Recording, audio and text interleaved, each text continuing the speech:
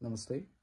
अस्ति इमर्जेन्सीमा एकै परिवारका 4 जना व्यक्तिहरू जसमा 2 जना छोरीहरू र आमा अनि अर्को बुवा 4 जना व्यक्तिहरू चाहिँ मध्यरातमा बेहोसी अवस्थामा चाहिँ अस्पताल ल्याइपुर्याउनु भएको थियो।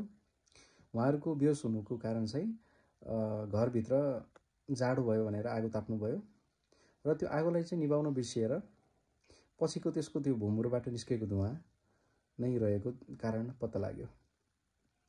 आउनुस् यो विषयमा छलफल गरौँ। किन हुन्छ त यस्तो?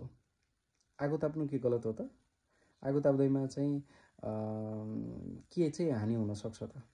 हामीलाई लाग्छ रुमभित्र आगो बाल्दा कोइला बाल्दा हैन, विशेष गरी सुत्केरी आमा अनि बच्चालाई न्यानो हुन्छ, वृद्ध बुवा आमाहरूलाई न्यानो हुन्छ हैन, झ्यालडोका लगाएर सुत्दाखेरि त के नै हुन्छ र? अलिअलि धुवा निस्किन्छ, त्यो धुवाले के नै असर गर्छ र भन्ने लाग्छ।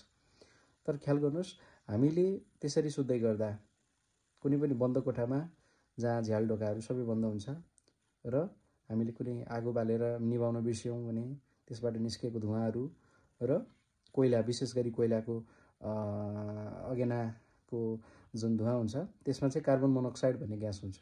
कार्बन मोनोक्साइड ग्यास भनेको चाहिँ हाम्रो लागि लिदल छ, टक्सिक छ। कार्बन मोनोक्साइड जस्तै अरू ग्यासहरू पनि त्यो धुवाबाट निस्किन्छ।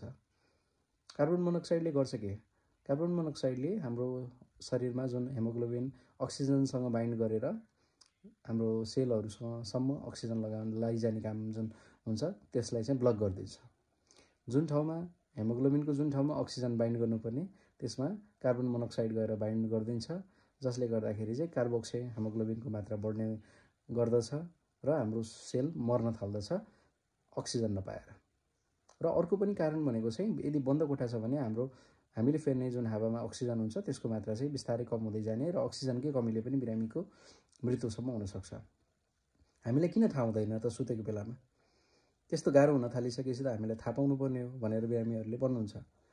यसको एउटै कारण छ, कार्बन मोनोक्साइड धुवा आइरहे पनि मधुरो धुवा आइरहेको हामीलाई त्यति थाहा नहुन सक्छ, किनभने हामी सुतेको बेलामा यसको कुनै बास्ना हुँदैन, यसको कुनै गन्धहरू आउँदैन, यो टेस्टलेस हुन्छ, यसको कलर हुँदैन, कलरलेस हुन्छ है, र अडरलेस भनेको चाहिँ यसको बास्नाहरू हुँदैन, जसले गर्दाखेरि चाहिँ साइलेन्ट वेले चाहिँ बिरामीलाई चाहिँ झुम्म बनाउने, झन टाउकोहरू दुखाउने, कहिलेकाहीँ बेहोस बनाएर बेहोसी अवस्थामा पनि मृत्युसम्मको घटनाहरू हामीले भेटेका छौँ।